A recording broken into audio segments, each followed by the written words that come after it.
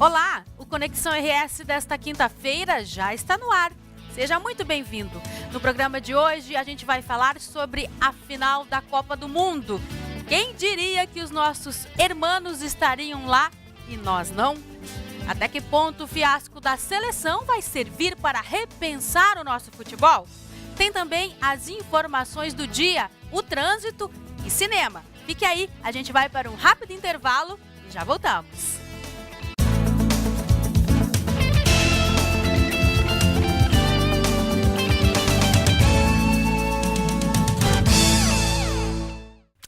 Após quase 4 anos, os radares eletrônicos, os conhecidos como pardais, voltam a funcionar nas rodovias estaduais do Rio Grande do Sul.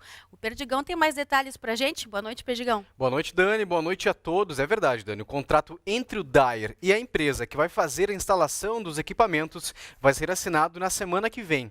A expectativa é que os aparelhos comecem a funcionar em setembro. O contrato prevê a instalação de 45 radares fixos e 20 câmeras. Ou seja, Dani, os apressadinhos que se cuidem, hein? É bom, né? Pelo menos as pessoas correm menos e a gente vê menos acidentes e menos mortes, né? Quem nas acaba estradas. ganhando, na verdade, somos todos nós, né? É, com certeza. Agora, Perdigão, na tua opinião, o que seria necessário em uma cidade ideal?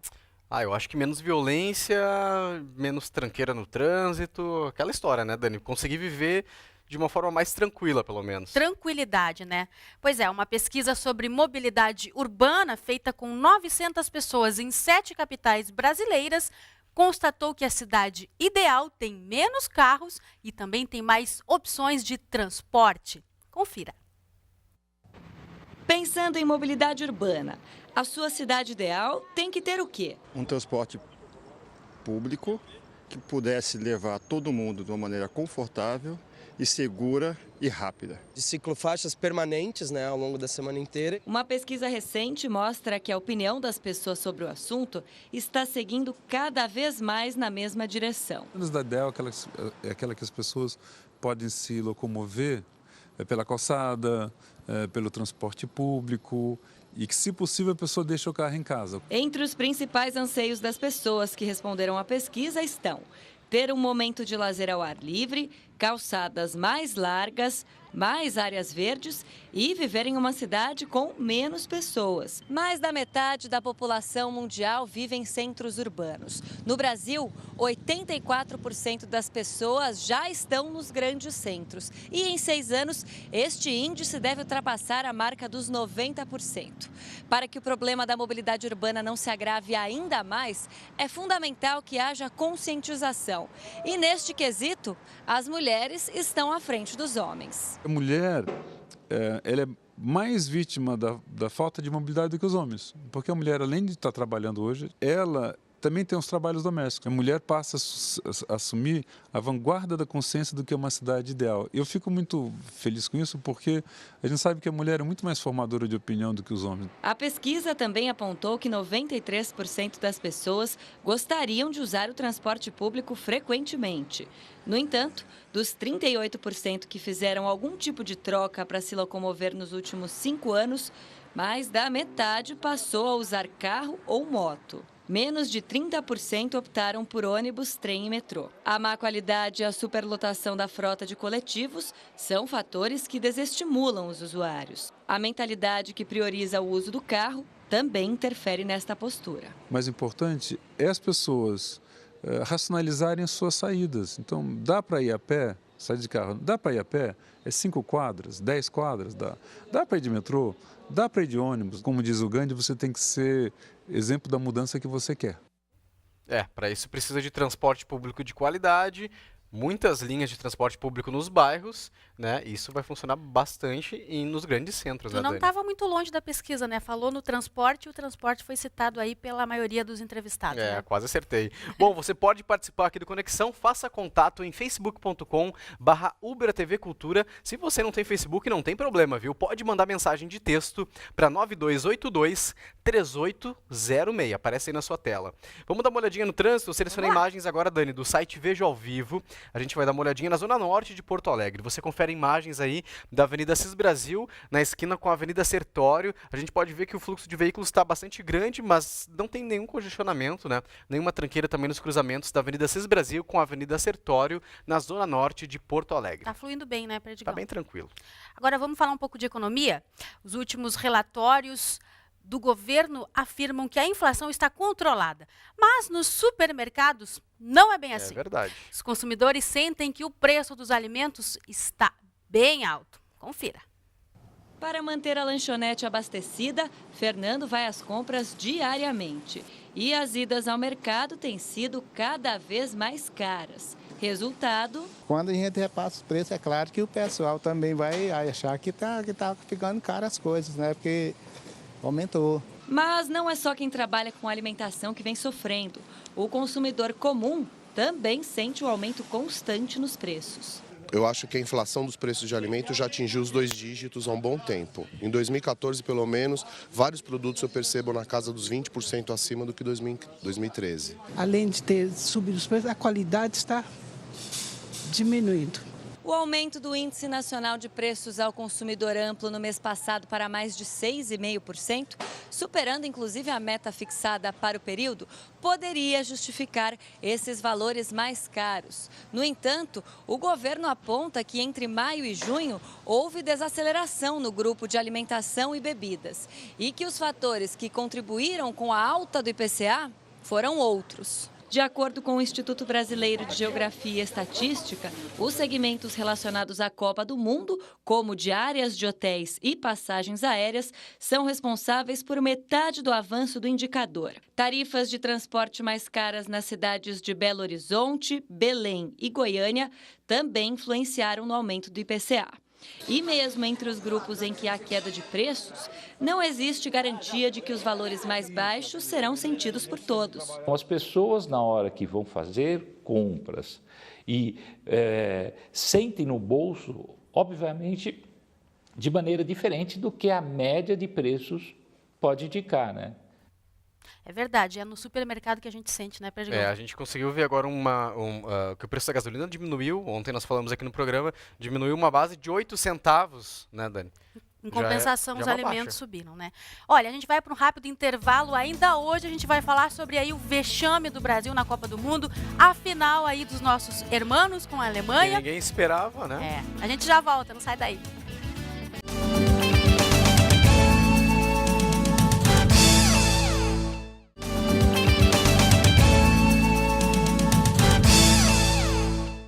O governo do estado anunciou hoje a liberação de 5.300.000 reais para a área da saúde nos municípios que foram atingidos pela chuva. O Rio Grande do Sul aguarda ainda a transferência de 19 milhões de reais do governo federal para apoio às cidades que enfrentam esses grandes problemas. E saiu hoje no Diário Oficial da União o decreto de situação de emergência de 124 municípios gaúchos afetados pela enchente. As cidades de Barra do Guarita e Iraí entraram em situação de calamidade pública. Os municípios têm prazo de 10 dias para entregar a documentação do plano de reconstrução. As cidades que não cumprirem o prazo podem ter o pedido indeferido e ficam sem acesso à verba, Perdigão. Bom, você pode participar aqui do Conexão, pode mandar sua mensagem, sua sugestão e sua pergunta também para os nossos convidados em facebook.com/UbraTVcultura. E se você não tem Facebook, já falei aqui alguma vez, várias vezes, na verdade, né? Pode mandar um SMS, 5192823806. Vamos dar uma olhadinha em outro ponto da região de Porto Alegre, Dani. A gente tem imagens do site Veja ao Vivo, da Avenida Carlos Gomes, quase na esquina ali com a Anitta Garibaldi, a sinaleira ali da Carlos Gomes no sentido de quem está indo para Canoas, está com o trânsito parado, porque tem uma sinaleira ali, a gente está vendo um fluxo de veículos bastante grande, mas sem grandes congestionamentos, Dani. Então está bem tranquilo o trânsito em Porto Alegre hoje. Lá pelas 6h30 deve piorar um pouquinho mais, mas a gente está acompanhando toda essa semana que não tem grandes congestionamentos na cidade no finalzinho da tarde. Já vai abrir o sinal ali, né? Aí já começa a andar. É. Olha, com o fim dos Jogos da Copa do Mundo em Porto Alegre, o número de policiais nas ruas diminuiu. Os moradores já estavam até se acostumando aí com a sensação de segurança proporcionada pelo reforço no efetivo. Só que esses brigadianos já voltaram lá para cidades do interior. A gente conversa agora sobre esse assunto com o professor de Direito da UBRA e nosso comentarista Sérgio Abreu. Boa noite, professor. Bem-vindo ao Conexão mais uma vez. Boa noite a todos. Boa noite, Perdigão. Tudo bem? Professor. Tudo bem. Professor, o comando da Brigada Militar reconhece aí o déficit nos quadros da corporação e diz que o desafio agora é manter o nível de segurança percebido, né, pela população. Como fazer, então, para manter essa sensação de segurança, mesmo com a volta desse efetivo aos seus municípios, professor? Certamente o evento da Copa é um grande evento e o Estado precisa se estruturar toda para dar atendimento, né, principalmente a questão da segurança pública. E nós vimos, e até foi muito comentado pela imprensa, o grande sucesso que foi a atividade de segurança pública, muito notada pelos turistas, pela população, num atendimento integral. E certamente os investimentos que foram feitos nessa área, como a construção de um centro de comando e controle, investimentos em tecnologia, elas ficam e vão ser usadas agora, dando atendimento a toda a sociedade. Professora, a sua opinião, então, com todos esses recursos, esse centro integrado, essas 200 ou 2.000 câmeras, eu não lembro agora, em Porto Alegre, não lembro o número certinho, se a produção puder me dizer, confirmar. Então, não seria necessário ter um contingente maior? É claro que, como o evento era concentrado, foi necessário você alocar efetivos de policiais militares, policiais civis, em todas as áreas da segurança pública, porque era um evento concentrado. Certamente as pessoas viram muitos policiais naqueles locais, e isso as pessoas se acostumam a ver os policiais e terem uma sensação de segurança em virtude disso. Mas nós temos que entender que a segurança não é simplesmente a visualização de um policial. A segurança é um serviço, ele é bastante amplo, complexo. Muitas vezes o fato de eu não ver um policial ali não quer dizer que eu não estou tendo serviço de segurança, porque esse policial pode estar indo atender a um chamado de uma ocorrência policial, pode estar salvando uma pessoa, pode estar numa delegacia fazendo a autuação em flagrante de algum criminoso que está sendo retirado da sociedade e que não vai voltar a delinquir naquele momento e naquele espaço. Então a segurança ela é bastante ampla, então nós precisamos compreender que não é somente o policial na esquina que vai nos dar segurança. O suporte mas há um dele, serviço bastante amplo, né, de atendimento e muitas vezes é uma questão de visualização. Eu posso circular numa rua, não ver o policial e logo atrás de mim vir uma viatura policial e passar naquele local. Hoje esses policiais, depois da Copa, eles estão com treinamento mais reforçado? Eles estão, digamos assim, com um condicionamento melhor para atender, né? Certamente, né? Eu vejo que houve uma preparação muito intensa de recursos, né? De preparação técnica dos policiais, especialmente os que atuam nas cidades. E vejo que o planejamento que foi feito pela Secretaria de Segurança Pública e pelas polícias militar e civil, elas preservaram o policiamento existente. Ou seja, o policiamento de Porto Alegre, por exemplo, se manteve na sua atividade de policiamento de Porto Alegre. O que foi alocado foi reforço para atuarem nos eventos. Então, esse foi um plus colocado nos eventos justamente pela necessidade e demanda da intensidade de pessoas e fluxos de pessoas e possibilidade de delitos das mais diversas ordens que poderiam acontecer. Sim. Agora, o policiamento na cidade ele se manteve. Tanto é que, diariamente, nós vemos notícias de operações, de prisões, de atuações bastante intensas do policiamento normal. Agora, professor, o que ficou aí, né, a cargo da FIFA, se a gente, né, pode falar agora, e o que ficou a cargo da Brigada Militar? Você diz durante o evento? Sim, houve todo um planejamento, isso não é um planejamento de agora, já há uns 4 anos, que há reuniões entre a estrutura da FIFA, os administradores da FIFA, principalmente na área de segurança, e com as polícias do Brasil. Todas elas integradas, discutindo, definindo os trabalhos, né? Então houve uma compartimentização e uma integração. E isso que é importante, que fica, eu acho, como um grande avanço nesse momento e que deve permanecer agora para as atividades normais, é esse processo de integração muito forte que ocorreu entre os órgãos policiais. E era uma necessidade da segurança pública ter as polícias civil, militar, a Brigada Militar aqui no Rio Grande do Sul, a Polícia Rodoviária Federal, a Polícia Federal, todas unidas em prol de garantir a segurança para a comunidade. Ela foi uma segurança para a comunidade e para os que vieram em virtude da Copa, mas permanece agora para toda a comunidade como um todo. Agora, a Brigada não divulga, né, o número do efetivo na capital, mas acredita-se aí que chega a 2.800. A discussão da segurança não fica muito reduzida, professor, somente aos números de policiais nas ruas, quer dizer, é muito mais além disso, né? Sem dúvida, né? A segurança não se faz só com policiais, ou com armamento, com viaturas. Ela é um campo bastante amplo, né? Segurança é um serviço e é uma necessidade e é um direito de todo cidadão. Uma sociedade que se sinta segura, ela tem desenvolvimento, ela progride. Veja, o sucesso da Copa, do turismo, se dá em grande parte pela segurança. As pessoas se sentiram bem aqui em Porto Alegre, se sentiram bem aqui no nosso estado. Então, o investimento em segurança é extremamente importante. Mas também nós temos que trabalhar quais são os principais problemas que levam a uma criminalidade mais elevada junto à comunidade. Por que nós temos taxas de homicídios elevadas? Embora no Rio Grande do Sul nós tenhamos aí em torno de 18 a cada 100 mil habitantes, abaixo do país, que é de 24 por 100 mil habitantes, mas é uma taxa bastante elevada. Todos os dias nós vemos notícias de roubos, de assaltos, de homicídios. Então, por que ocorre isso? Então, é preciso também uma mobilização da sociedade, da comunidade, né, de todas as estruturas da sociedade em prol de buscar soluções para minimizar e ter uma sociedade mais pacífica, uma sociedade mais tranquila, uma sociedade em que a violência não seja a arma para resolver os conflitos que as pessoas têm no dia a dia. Agora, professor, uma dúvida, tá? Todo mundo começou a se questionar se, utilizando esse efetivo, esse número de efetivo que estava no interior do estado, tá? Que vieram para fazer o trabalho na Copa, se as cidades do interior ficaram ou não desassistidas durante o evento da Copa. Nós não vimos falar nada de aumento de mortalidade, de roubos, enfim. Certamente não, porque esse é um planejamento muito bem analisado de onde é que você vai alocar os recursos. Tanto é que folgas, férias, licenças, todas foram suspensas nesse período. Ou seja, todo o material humano, as pessoas, os trabalhadores que estavam disponíveis, os policiais, eles foram alocados em todos os cantos do Estado, né? Nós tivemos em 2011, também trouxemos 200, né? A Brigada Militar trouxe 200 brigadeiros do interior para atuar aqui em Canoas, Gravataí e Viamão, e uma parte de Porto Alegre, onde haviam taxas de homicídio muito elevadas. Naquela época também se falou, mas vão tirar do interior, ela vai ficar sem segurança. Não, o que ocorre é um estudo muito aprofundado, né, de mobilização. E no Estado, vejam, isso é muito comum, porque nós temos muitos eventos no Estado. Nós temos eventos de pequeno porte, de grande porte, como foi agora a Copa. Nós temos evento no litoral, né, a operação do litoral, onde é necessário aumentar os serviços. O próprio Fórum Social Mundial, né? O Fórum Social Mundial foi mais de 100 mil pessoas. Foi o maior evento, né, de mobilização de massa, né, que teve aqui no nosso estado.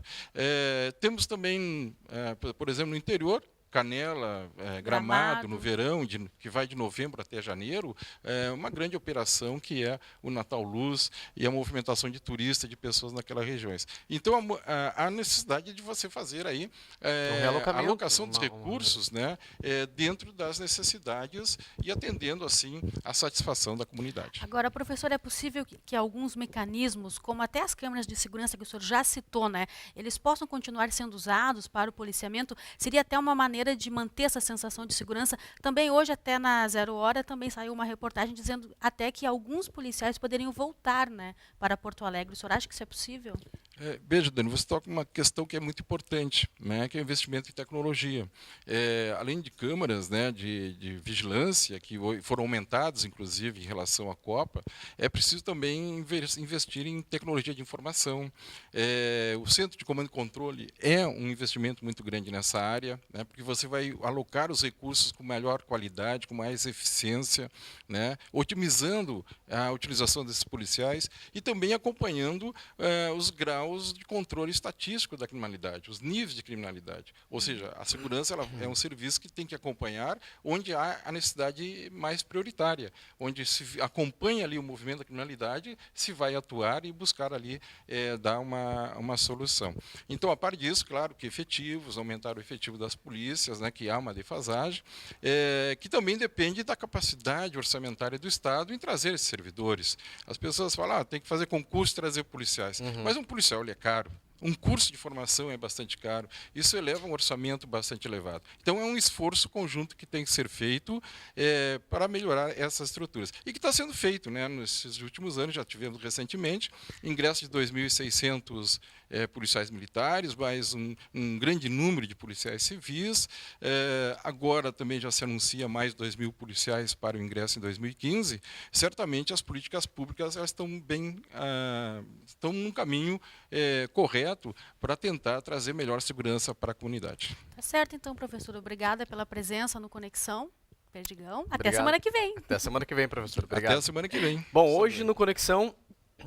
Desculpa. Hoje no Conexão a gente tem novidade, tá? Qual? Conta pra gente. Dei uma olhadinha. O Meu Bives Deus do céu. tá aqui no Conexão RS. Daqui a pouquinho, depois do intervalo comercial. Já, já.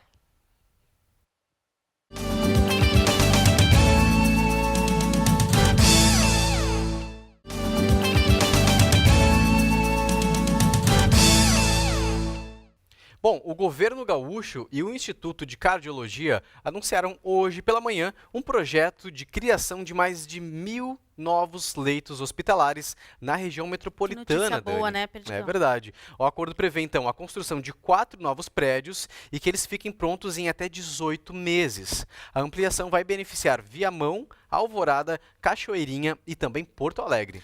E a Prefeitura de Canoas abriu neste mês licitações para a construção de 3 novas unidades básicas de saúde, nos bairros Fátima, Guajuviras e Harmonia. Também devem ser ampliados os postos dos bairros Harmonia e Olaria. A abertura dos envelopes das concorrências está marcada para o dia 7 de agosto. As obras devem iniciar em até 90 dias depois do resultado da licitação. Bom, você pode participar aqui do Conexão, a gente já vai falar sobre o vexame histórico do Brasil. Então você pode participar em facebook.com/UbraTVCultura ou pode mandar também mensagem de texto para 5192823806. Nós vamos ler aqui no programa a sua mensagem, a sua participação, enfim. Antes, eu quero mostrar aqui imagens da Avenida Farrapos, no cruzamento com a Avenida Sertório. Nós mostramos aqui no programa quase diariamente esse cruzamento aí de Porto Alegre, que é um dos cruzamentos onde mais dá tranqueira, né, Dani? Os carros acabam passando no sinal amarelo e hoje a IPTC resolveu dar uma passada por lá, então averiguando ali, então não teve tranqueiras agora no cruzamento. Eles chegaram há pouquinho tempo, eu estava acompanhando aqui no site Veja ao Vivo, então a gente pode ver que tem um fluxo bem tranquilo de veículos. Agora, Perdigão, vamos mudar um pouquinho de assunto, vamos falar de cinema? Vamos falar de cinema, sim, Dani. Nesta semana nós temos um romance, tu vai gostar. Olha que legal. Bom, o romance é o Amor Fora da Lei, e ele conta uma história de Bob, tá, que é um bandido que resolve fugir da cadeia para encontrar quem? A mulher e a filha, que ele nunca conheceu. Vamos dar uma olhadinha no trailer, eu tenho certeza que tu vai gostar. Vamos lá. Dear Ruth, I dreamed about you again last night. I hold your face in my mind. I think about your hair getting longer. I think about your belly getting bigger. I think about our baby girl.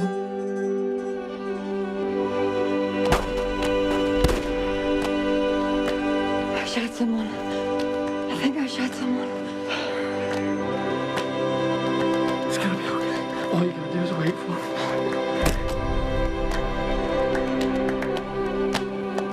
I'm confused, Ruth. I don't know why you kids did what you did. What do you want to do now? I'm gonna wait for him. It's gonna be all over the news later.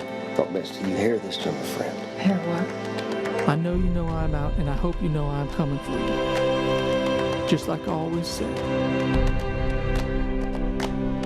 I'll put an end to all this right now, all by myself. All I'd have to do is tell the truth. Whatever it is you've done, when I see you with your daughter, all I see is good. Maybe I'm just fooling you. People talk about regret, but I haven't got any. I traveled high and far, and now I'm close. I'm so close to you, I can almost reach out and touch your cheek.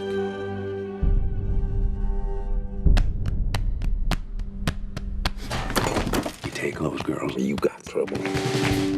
Maybe you get out of town until all this blows over. You mean till he gets caught?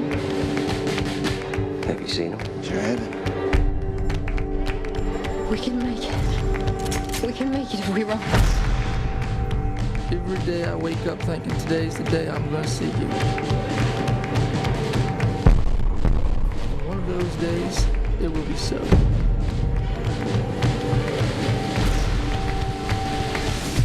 And then we can ride off to somewhere far away. Viu? Eu falei que tu ia gostar? Quase chorei.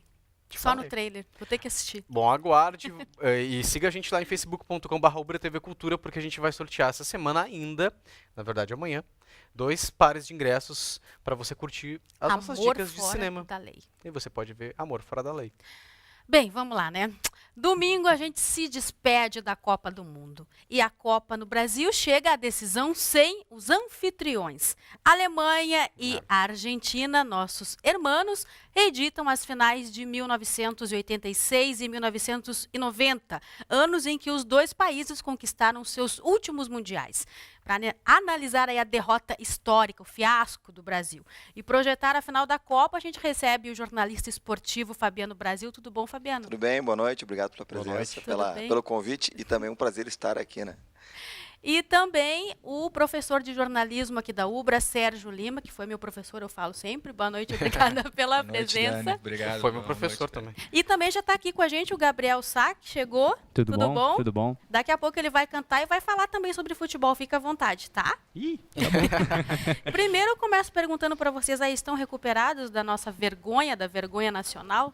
Pois é, sabe que agora, chegando aqui na Ubra, meu telefone tocou ali o WhatsApp. Sim. E era um amigo meu colocando gol da Alemanha. Quer dizer, e, assim, e ontem, durante a apresentação do Cadeira Cativa, também, né, os guris aqui da nossa retaguarda ficavam no ponto falando para mim, cara, pode chamar o intervalo, gol da Alemanha. E assim passava 2 minutos, gol eu da acho Alemanha. que essa corneta do gol da Alemanha, né, professor, a gente vai ouvir por muitos anos. Né? Acho que foi um fiasco realmente histórico. Né? Eu, com 37 anos, nunca tinha visto o Brasil tomar um rodeão como tomou, que é um termo que nós usamos bastante no futebol. E é uma situação onde piorou depois que tentaram explicar, né, na entrevista coletiva ontem, o Felipão e o Parreira. Eu acho que eles pioraram a situação ainda, porque eles também não sabem. Então, se eles não sabem, fica difícil para nós explicarmos. Mas eu acho que alguns pontos, e não são poucos, e aí eu vou voltar até no dia que eu estive aqui para falar da convocação com vocês, e nós vamos lembrar. Do Fred. A gente falava do Fred, que foi uma... Bom, desde o começo eu escrevi foi uma crônica, bem, né? sempre falou do E eu escrevi uma crônica até depois de tudo isso, e eu coloquei assim, bom, o Fred nós vimos, não preciso nem falar nada. E o Jô, bom, vamos falar do outro assunto, porque nós não tivemos atacantes na Copa. Não foi só isso, não estou colocando a culpa só no Fred, só no Jô. Muito mais coisas aconteceram desde a preparação. A gente viu a Alemanha, por exemplo, isolada, fazendo uma concentração diferente daquela que é a usual hoje, que é a praticada hoje no Brasil, com a família junto, com momentos de descontração, com inteligência emocional, com dinâmicas de grupo, de baseadas em PNL, que isso é super importante hoje, poucas pessoas praticam isso em seus grupos. Isso foi realizado. Quer dizer, foi um exemplo. Por parte da Alemanha. Por parte da Alemanha. Foi um exemplo. E nós vimos, né, a seleção brasileira treinando e numa cerca, a poucos metros, a torcida fazendo festa. Acho que tudo isso começou por lá. E muitas outras coisas que a gente pode falar. Professor? Eu acho que explicação para o placar não tem, para a derrota tem muitas, né? Eu acho que é mais ou menos por aí. Eu estava assistindo o jogo sozinho e aí lá no terceiro gol eu liguei para minha filha, que eu estava assistindo o jogo, liguei para ela, ela tem 8, 9 anos, estava chorando, né? E eu tentando consolá-la e tal. E daqui a pouco, pai, saiu o terceiro, saiu o quarto, eu virei para a televisão, pô, parem, não dá assim, eu não estou conseguindo dar conta do desespero da minha filha.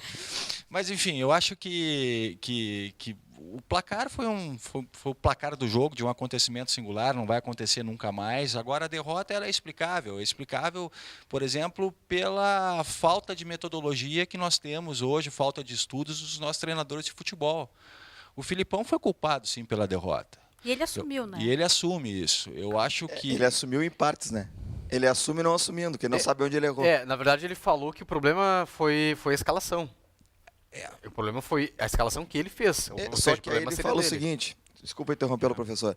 Ele fala, pois nós não sabemos o que aconteceu, mas eu escalei o Bernard baseado nas observações do Galo e do Roque Júnior, os observadores. Pobre dos dois, né? Colocou nos dois. Né? Claro. Quer dizer, eu acho que ele fala que a culpa é dele, mas ele não assume que ele errou na formação que iniciou o jogo. Ele assume uma responsabilidade sem explicar o porquê. Sim. Eu acho que os nossos treinadores estão muito arraigados na tradição há muito tempo, numa ideia de futebol que não existe mais. Você vê uma revolução no futebol da Alemanha nos últimos 12 anos, você vê uma revolução no time da Holanda. Os treinadores de futebol brasileiros, eles não se apropriam da ciência, como metodologia, por exemplo, como estudo, como pesquisa, e isso acaba refletindo no campo. Qual foi a revolução que nós fizemos no Brasil nos últimos 20 anos em termos de estratégias e táticas de futebol?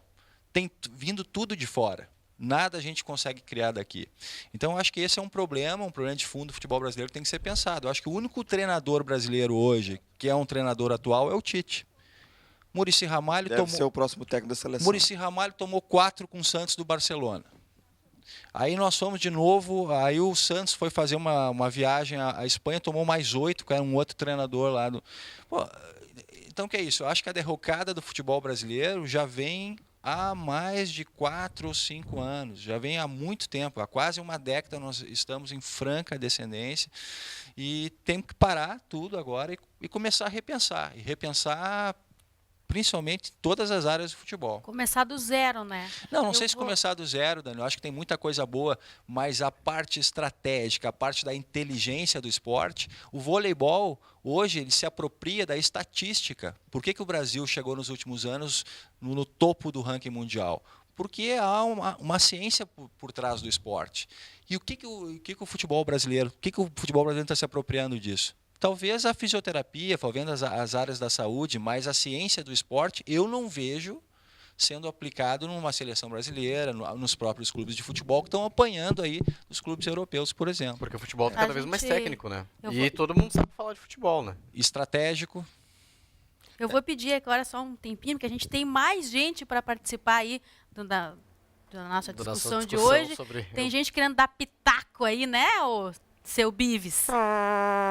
Cornetada. Tudo bem? Tudo bem, cara. Dani, vamos começar assim, ó. Boa noite, Dani, a mamãe do ano, né? Muito obrigada. E também o Perdigão, o papai do ano. Eu tô entre amigos. Perdigão é meu afilhado, né, de casamento. Sou padrinho. Mas explique bem que não é o mesmo filho, né? Não, claro. Foi estranho isso. Muito claro. Parecendo que ele é o pai ou só a mãe. Senão alguém vai dormir no sofá hoje, né? Então é complicado. Quero mandar um abraço especial para os amigos aí, tanto o Gabriel, né, o nosso músico presente, o Brasil, grande amigo, e o Sérgio Lima também foi meu professor. Estou muito feliz de estar de volta em casa, na Ubra TV, essa TV que eu tô aqui desde a fundação, ou seja, eles não conseguem se livrar de mim, né?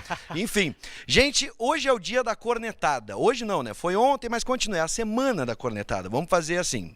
Eu trouxe 2 meninas, as mulheres cada vez mais estão presentes nos estádios e cada vez mais elas entendem de futebol, dão pitacos e o que tem de mulher trabalhando na TV é impressionante. Então, eu trouxe 2 moças que estudam jornalismo, então provavelmente elas podem pintar aí na telinha daqui a pouquinho falando sobre futebol. Eu vou começar com a Carolina Ferrari, que está aqui comigo. Olha que moça bonita. Se for para televisão, vai encantar muita gente. Tudo bem contigo? Tudo bem. Vamos começar primeiro entendendo a tua paixão pelo futebol. Quando é que começou essa paixão? É família? São namorados? São amigos, namorados? Como é que funciona? Bom, na verdade, meu namorado não me acompanha muito no futebol. A minha paixão pelo Grêmio começou desde pequena. Meu pai sempre me levando no estádio e acompanhando. E eu me tornei sócia do Grêmio. Minha primeira vez que eu entrei como sócia do Grêmio foi no jogo contra o Boca Juniors. Triste, né? Mas estamos aí. Eu acompanho muito o Grêmio e a seleção brasileira também este ano, né? Que sorte, né? Vai começar no jornalismo esportivo falando da Copa do Mundo e do fiasco brasileiro. Chegou a hora. Tá valendo, você tá na televisão, começou, é comentarista esportivo.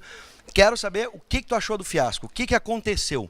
Bom, eu acredito que o fiasco não foi só no jogo contra a Alemanha. Eu não vi particularmente a seleção brasileira atuar em nenhum jogo bem, assim, como Argentina, Holanda e Alemanha, que eu acredito são mais merecedoras, né?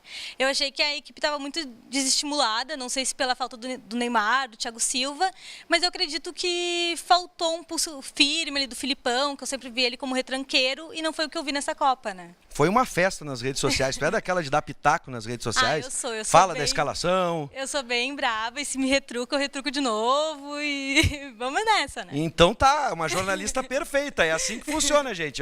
A gente ouve, né, e também retruca, é assim que funciona. Futebol é o templo do palpite e da cornetada. Corneta livre hoje, viu?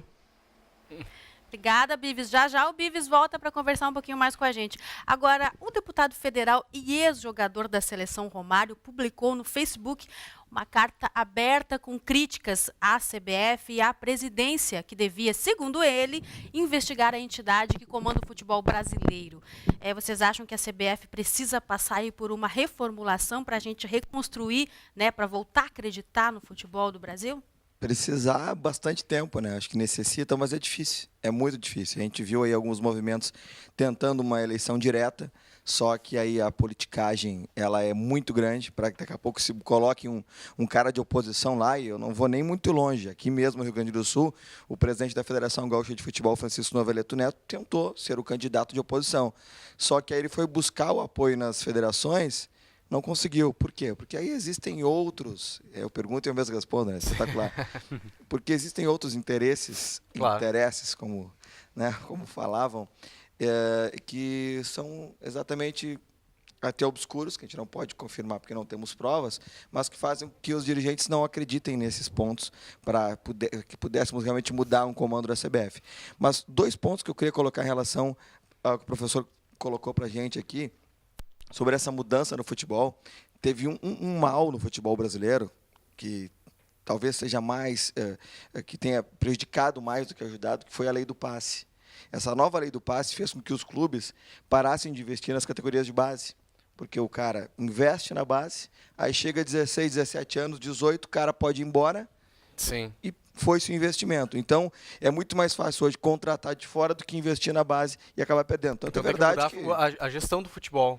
Essa gestão ela deveria ser discutida, porque isso prejudicou demais os clubes a ponto de não revelarmos mais tantos jogadores. É só a gente apontar aí quais são as revelações hoje que nós temos. Hoje não sabemos quem são. O Neilton, talvez, que do Santos foi para o Cruzeiro, né? Tínhamos na última Copa, e falamos isso aqui na outra ocasião, o Pato e o Ganso, que seriam as caras para 2014, a gente nem viu falar neles. E o Felipão é retranqueiro mesmo, para a Carolina e para o Bicho. Realmente é retranqueiro, e por isso que surpreendeu. Contra a Alemanha ele não foi isso, e era o que todos queriam. Professor, tu também acha que a CBF deve passar por uma reformulação? Eu acho que o futebol ele é pouco transparente, né? As relações do futebol são pouco transparentes, e a CBF também, mas isso é caso para o Ministério Público investigar, Procuradoria, quer dizer, não dá para dizer nada. Sabe-se que houve envolvimento de ex-presidentes da CBF em questões de fraudulentas, gestões fraudulentas, né? Agora, isso é caso para o Ministério Público investigar, né? Agora, acho sim, a gestão do futebol brasileiro é muito pouco transparente, assim como as relações das federações, as relações dos dirigentes com os jogadores, dos empresários. Há uma fumaça aí sombria que paira sobre o futebol brasileiro, afinal é uma indústria, é uma maquinaria de dinheiro. Muito, né? Muito dinheiro. E é lógico que deveria haver uma investigação. Em 2005, o próprio Internacional aqui acabou sendo vítima de um processo que foi um processo que até hoje... Máfia do apito. A máfia do apito, que até hoje ainda paira uma nuvem sobre aquilo. Não tem muita coisa esclarecida sobre a máfia do apito. Então, são coisas que o futebol brasileiro, a gestão do futebol brasileiro precisa evoluir, né? Agora, eu quero lembrar que você aí de casa também pode participar em 3477-9105. Viu isso aqui no telão. Daqui a pouquinho vai trazer a opinião de mais uma mulher aqui no programa, e você também aí de casa pode participar. 3477-9105. Porque nós, mulheres, entendemos muito de futebol, tá? Horas, bolas. Agora, eu quero saber, assim, além disso, o que mais que tem que mudar para que a gente volte, né, a acreditar no futebol? De repente, esse modelo de treinamento da Alemanha... E menos festinha, né? Eu acho que é muita festinha com a seleção. Eu me lembro que no início da preparação, peço desculpas pela voz que está voltando aos poucos. No início da preparação, todos nós vimos assim quase uma Vegas de novo, né? que foi a última Copa, a Copa de 2010, onde o Brasil não conseguia fazer, aliás, 2006, onde o Brasil não conseguia treinar, era festa, era bagunça, enfim. E no jogo de terça-feira, eu também queria destacar outro aspecto, e ontem nós falamos muito isso no Cadeira Cativa, todos convidados hoje às 8h aqui na Ubra TV, nós falamos o seguinte, faltou também o cara que no 2-0, o jogador, pegasse a bola, não, só um pouquinho, peraí, vamos parar, ou me atiro no chão, simula uma falta. A gente sabe que isso existe no futebol. Não é nenhuma novidade, nenhum escândalo que eu estou falando. Mas faltou um líder. Faltou um Dunga, que nós criticamos tanto, mas como capitão nunca. Mas ele não deixava acontecer festinha. Não deixaria. Claro, ele nunca deixou. Ele não deixa a imprensa tomar conta. Então nada. Faltou. Eu, sendo da imprensa, entendo que a imprensa, em alguns momentos, atrapalha. Passa da conta, né? Passa da conta. É que aí vai exatamente da disciplina que se coloca, porque eu vou respeitar o que for imposto por um comandante, por um técnico, por um dirigente. E isso não tem, porque quem manda não é o dirigente. A gente sabe quem manda, não preciso nem eu dizer aqui. Então isso acaba complicando, né? E isso quem manda é quem tem o dinheiro. E aí é a bagunça que a gente viu aí, né? A gente tem uma pergunta de um telespectador até para o professor. Ele disse que o futebol é comandado por algumas emissoras de TV. O futebol gaúcho e tanto o futebol nacional. Uma emissora, não vou dizer qual. O que tu acha disso? Concorda? Eu acho que como eu disse, é uma maquinaria que tudo funciona em torno do esporte. É como as Olimpíadas. Futebol é negócio, futebol é produto. E a imprensa, a mídia se apropria do produto. E é lógico que vem disso, que hoje domina, sim, as transmissões, a tabela do Campeonato Brasileiro, o jogo no sábado às 10 da noite é um absurdo. É os horários? Os horários, 9 da noite, sábado, 10 da noite, 9 da noite é absurdo. Jogo 5 da tarde, jogo 16 horas com temperatura de 40 graus. Às vezes em Caxias, né, professor? Às vezes em Caxias, quer dizer... Você vai matando o futebol aos poucos também, a paixão do torcedor pelo esporte. Isso, talvez, daqui a uns anos, vai acabar refletindo o futebol hoje já está elitizado. Daqui a uns anos, talvez, aquele menino mais pobre, de classe social mais baixa, que frequentava os campinhos e que dali sairia um novo craque, talvez uma nova geração, esses talvez não frequentem mais.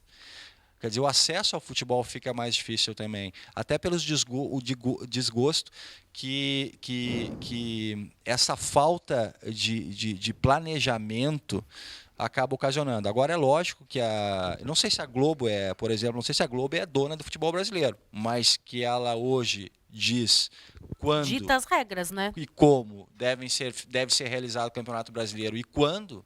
Sem dúvida. Essa pergunta foi do Paulo Roberto de Canoas, viu, Paulo? Obrigada pela tua participação. Vamos falar agora com o Bives. Bives, qual a opinião de mais uma mulher sobre o fracasso do Brasil, o fiasco? Inesquecível. Isso, né? Fiasco, marmelada, e pode chamar do que quiser. Aliás, de marmelada, o que tem de gente botando boato na internet, que a Copa foi isso, foi comprada, foi vendida, foi alugada. Bom, vamos deixar isso pra lá. Vamos falar com quem entende. Estas moças, concordo com a Dani, as mulheres estão entendendo mais de futebol que muito cueca por aí, viu? E inclusive eu, viu? Eu te digo mais, inclusive eu.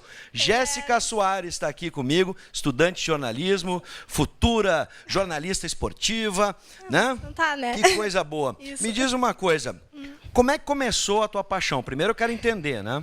É até um pouco engraçado isso, porque eu não torço para nenhum dos times aqui do Sul. Não brinca? Não, eu torço pro Real Madrid. Pô, achei que era o Guarani de Venâncio Aires. Podia ser algo mais diferente, né? Mas eu torço pro Real Madrid. E daí começou muito lá, por 2008, assim, eu comecei a assistir jogos com o meu Dindo, eu ia pra casa dele. Não tinha ainda essa coisa da internet de streaming, nem nada, era bem mais difícil.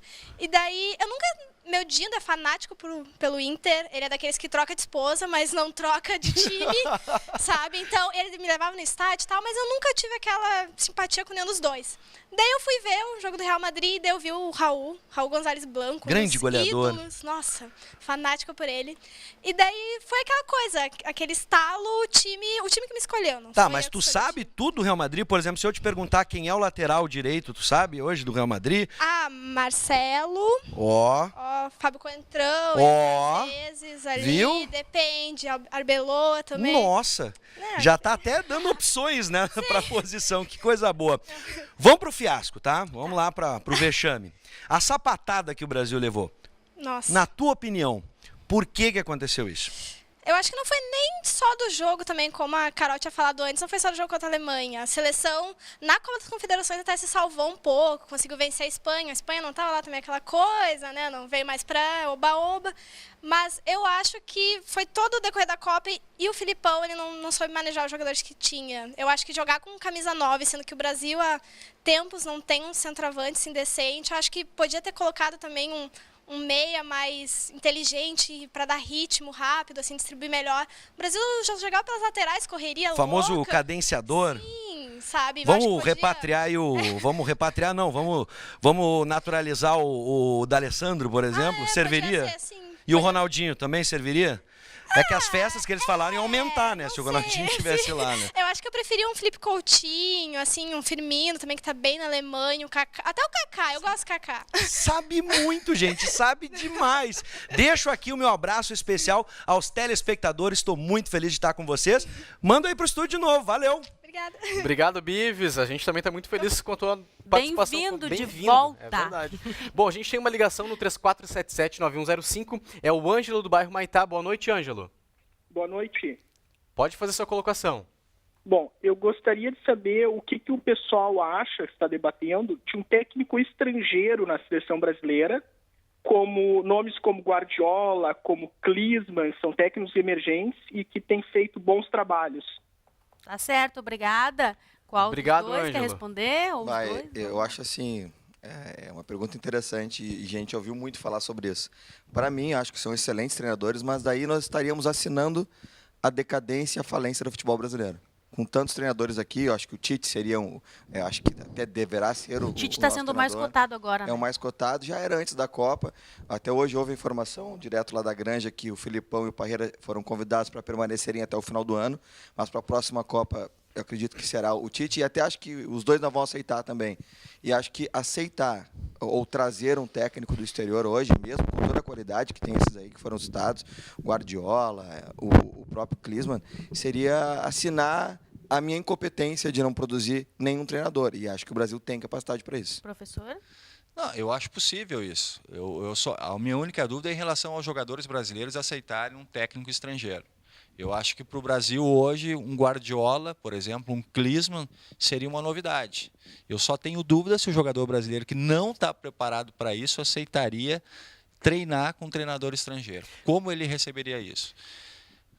O jogador brasileiro como o menino esse que agora entrou, que o Filipão, esqueci o nome dele, o Bernard entrou, estava no Shakhtar Donetsk. Foi para lá no ano passado, está pedindo para voltar. Não se adaptam, Não né? se adapta, eles dizem que não se adaptam. São poucos profissionais.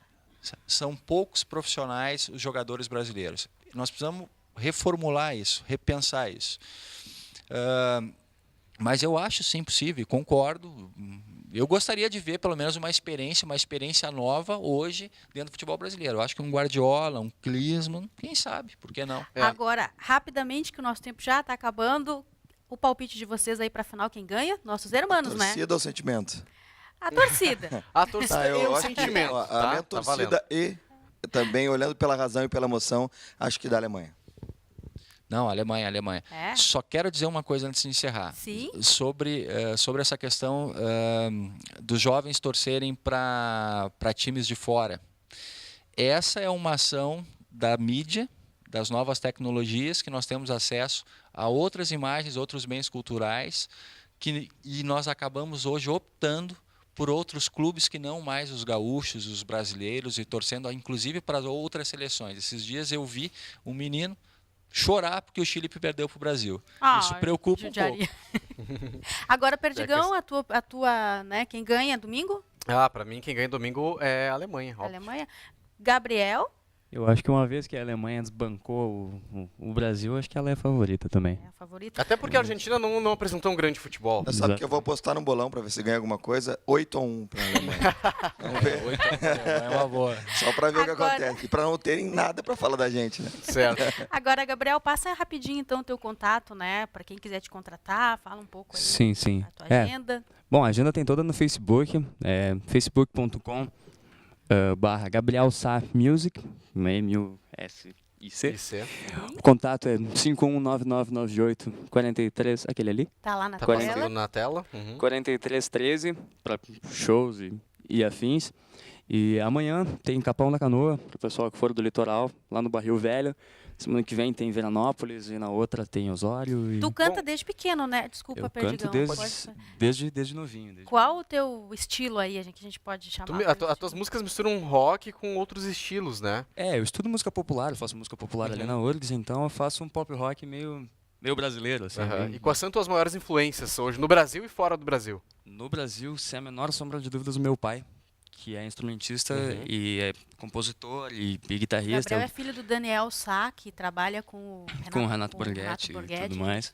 Ele é a minha maior referência nacional. A banda Teatro Mágico, que é uma banda ali de Osório, também é uma grande referência para esse trabalho assim brasileiro e universal. E acho que por enquanto as minhas maiores influências são essas. São por aqui mesmo. Tu compõe também? Eu componho, o disco é todo meu e tá aqui, trabalho eu tenho bastante aqui, com vou tem mostrar um aí. Aqui. Vamos lá, então. Mostra o CD dele. Gabriel, canta pra gente. A gente vai se despedir, então. A conexão de hoje fica por aqui. E o Gabriel vai voltar numa outra oportunidade com mais tempo, que ele chegou, teve um probleminha, chegou um pouquinho, o programa já tinha começado, mas a gente promete que ele vai voltar para ficar o programa todo, cantar, conversar com a gente, né, Perdigão? É verdade. Para compensar. Para compensar. E a gente fica Seja por aqui. sempre bem-vindo. Muito beijo, obrigado. Até amanhã. Até amanhã. Isso, obrigado aos nossos convidados também. Vou fazer uma desse CD aí. O terceiro sinal que saiu. Tá tudo para baixar na internet, no Facebook, encontrem lá. Vou fazer O Teu Lugar, tá nesse disco aí também.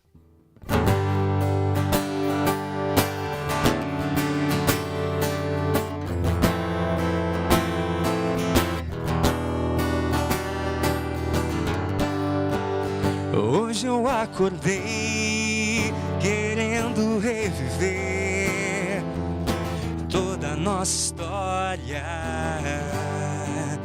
Hoje eu percebi que o que aconteceu não era para ser assim. A gente se deixar de lado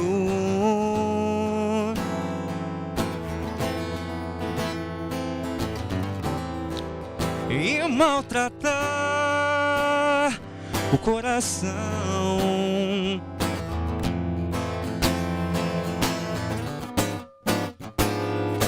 Vem, que nos meus braços é o teu lugar, que na tua boca eu quero me encontrar,